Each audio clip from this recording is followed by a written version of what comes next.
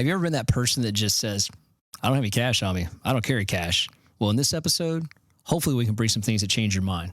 Because when you go out to eat, or if you go out to get a haircut, or sometimes if you just go to a random kiosk, the final thing they're going to ask you before that credit card payment process is, hey, there's 3 options on the screen. Will you please choose one? And it's usually some form of tip in the form of 15, 18, or 20%. Today, I want to show you what happens when you pay for that item in cash. Welcome back to the next episode of What's Your One More. I'm your host, Quinton Harris, and here we are on Wednesday, July 3rd. Just want to go ahead and say, I hope everyone has a wonderful July 4th, spending that time with family and friends on this national holiday, and that you get a chance to really kind of take in the moment, but also be very safe out there. As statistically speaking, we have more accidents with firecrackers on the 4th of July. I hope that that is not us or any part of our listeners. So, hey, let's jump right into it. So, in this particular episode, I'm going to break down something that, for me, is kind of I kind of teeter on this topic, but I was traveling this last weekend with my family, and it kind of hit like a point where I was like, this seems out of control. Have you been the person that's in an airport recently, or maybe you're in a hurry to go grab something, you're trying to get on the plane, you want to get a snack, or you want to get a bottle of water, and you grab it, you go up to the counter, you put your credit card down, you tap it, and then next thing you know, the machine is asking you for a tip. And you just completed all the heavy lifting, and you've got all the items, and you're getting there to this machine, and it's asking you a percentage of tip. And all you're trying to do is just pay for your food and go get on a flight. And that kind of happened for me this weekend. And just like a level of, I don't want to say annoyance, but like astonishment came over me. Like, hey, I've been talking about this before a couple of times amongst friends and family, but take away the service industry. Like, I mean, if you're in the service industry and you're a waiter or a waitress, like, I get it. Like, the wages that you get paid have to be supplemented by the service you provide, which results in a tip. I totally understand that. But some of these tip monsters, if you may, seem to have grown a little out of control. And I think many of you know exactly what I'm talking about.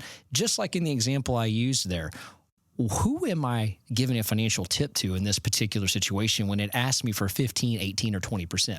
Like, where is that money going? Because there's not even a person in front of me when I'm doing that. Is it going to the person that's restocking the Cheetos on the wall over there? Or is it going to the person that's the manager? Like, where is that going? That part I don't understand, I don't get. And so for me, it's just kind of this level of annoyance that happens in a market where we already see, financial issues rising. We already see inflation in many different products. We don't need it in the tip category of when you receive a service food industry type deal thing here. So one of the things I wanted to look at today was, let's take a look at, let's take a look and break down a couple of different, what I consider to be tip financial worthy, and then those that basically are just asking for additional money. I mean, let's face it, that's what that is. Like, have you found yourself going to, let's say, not necessarily a fast food place, but maybe like a medium place, right? You're not sitting down at a formal restaurant, but you're walking up to the counter, you're ordering your food, and then they're either going to have you come to the counter to get the food, but you're collecting your own silverware. You're going and sitting down, and there may be a person that brings the food from the counter to you, and then you're responsible for the cleanup. You put your own plate back in one of those trays. You put the tray up. You're disposing of your items afterwards. Like, have you ever noticed that when you order, how this usually what happens? You order this, and they go, okay, great. Hey, if you go ahead and put your card in, this computer's going to ask you a question here if you'd fill that out. And then they nonchalantly just kind of like turn and look away because they don't want this level of awkwardness between you and that tip category question. And then all of a sudden, you're kind of like overwhelmed with, oh man, are people behind me looking at me? Are they seeing what I'm going to tip on here? Like, do I tip? Am I going to be a jerk and not do anything at all? If I don't do that, what are they going to do to my food? Like, the list goes on and on and on, right? And so a lot of people like let this psychological guilt kind of take over them, and you end up tipping, right? And that's that old adage that you've started to, and I'm guilty of this, by the way. I've done it before, and like I'm having to like train myself that like, hey, okay, let's look at this. Like, are we rewarding bad behavior for that? Like, for example, I've done a couple of experiments here where I just have paid cash for it. Guess what's not asked of me when I pay cash for that product? Nothing. No question about, oh, hey, we accept tips and they slide a tip jar. That's not what happens because the person who's asking that has been trained at some point by someone to say, hey, listen, the screen's going to ask you a question here, or it's going to ask you a couple of questions here. Like, you've heard that line over and over again. And the reality is, that person necessarily isn't owed anything for that tip, especially if you are producing all the labor and doing something yourself, you kind of have to gauge that. And have you ever noticed, like, most of the tips are starting at 15%? In some cases, I've seen 18, 20, and 22 starting to take over, and the 15 starting to come off the screen. And you literally have to go as far as hit that custom tip in some cases if you were going to tip 10%, which, mind you, like, I'm all about service levels. Like, we are in the service industry. Like, I think people that provide extremely great service at a nice sit down dinner, yeah, absolutely, no questions asked. But if I'm participating in the labor at all, and if I'm collecting the food, if I'm collecting the silverware, if I'm putting this stuff away, like, that's not the same type of service levels in the food industry as when you go to a nice dining restaurant where you sit down the entire time and the waiter and the waitress, provide that level of, customary service that you're accustomed to when you're going to tip something 20, 22%. And so I look at this and I'm like, is this where we're seeing like tipflation take over, where you're starting to see these elevated levels of inflation start to arise in the tip, category? And one of the things I looked at here, and we tried to figure this out, was like, the chips on your credit card. When you insert that chip on there, a lot of data is collected on your spending habits. I have often asked, and I've wondered, and if anyone listening to this in our audience, if you want to go into our YouTube channel there, What's Your One More, leave a comment on this. If you have any data on this, or if you work for a credit card processing company, or this to be a truth or not, I wonder, does the credit card chip, does it track your tipping habits? Like, does the provider know at the processing center, when you put that card in, do they know that you traditionally are tipping 20%, so it shows up 18, 20, and 22, or that you traditionally tip 18% and that you go 15, 18, 20, and that your high end is 20? Like, does it know that stuff so when the computer prompts those answers to you, it's something you're comfortable with?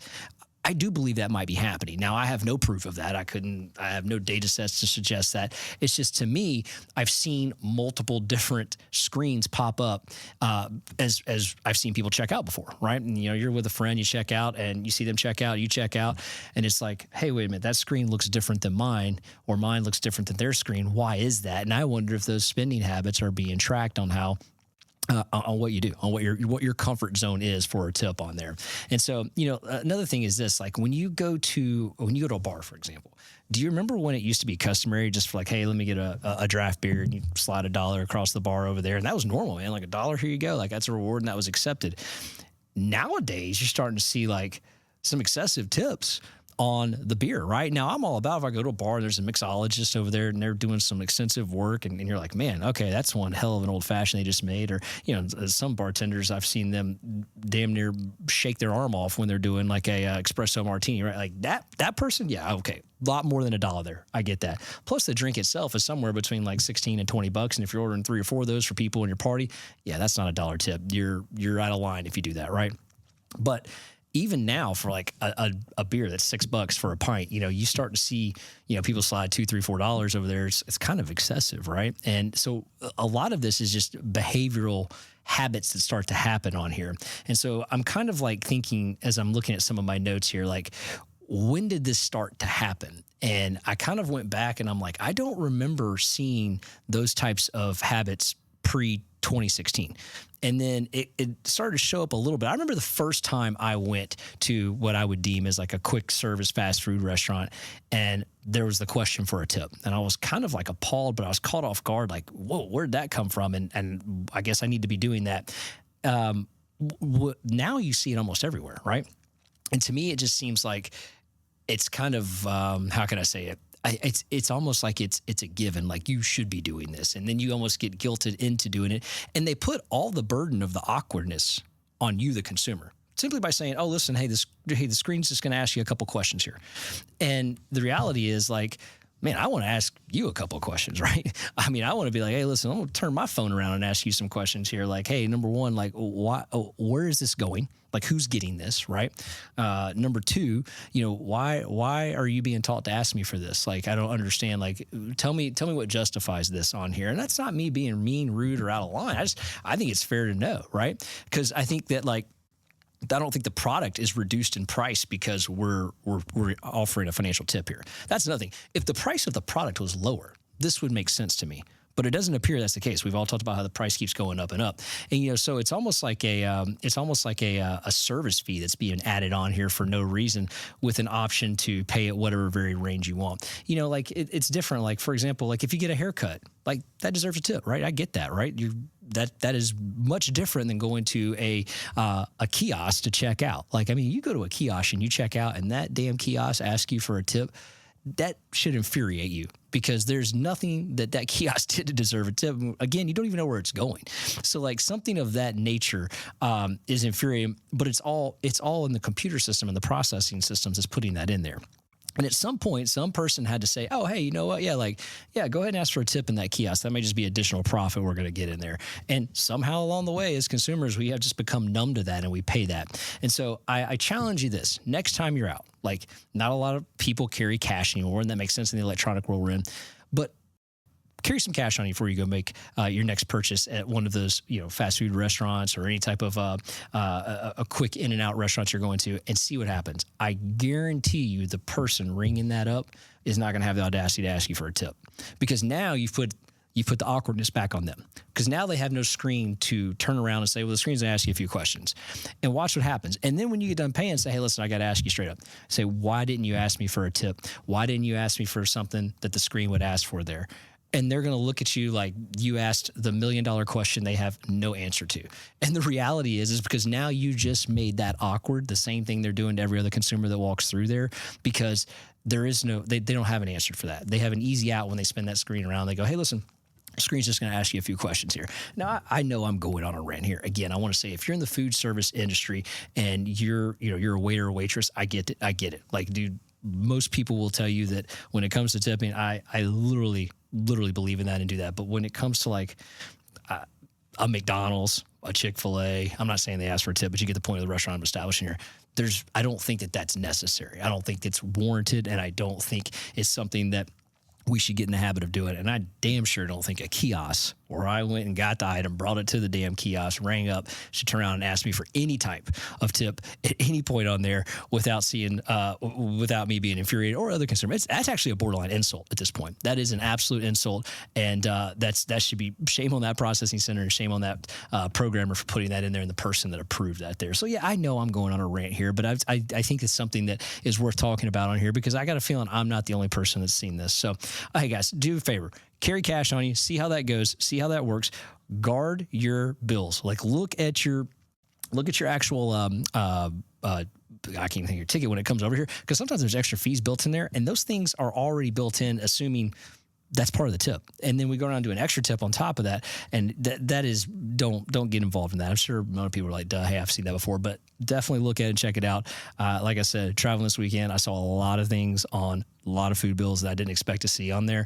And sometimes they're just hidden fees, like service charge, service fee, operating fee. There's a lot of words in there, all over the word fee. I was very surprised by. So just keep that in mind as you're kind of going out there and you're dining out. Take a lot of notice on that. And again, guys, if you like what you're hearing, please share these episodes. Share it with a friend and family member.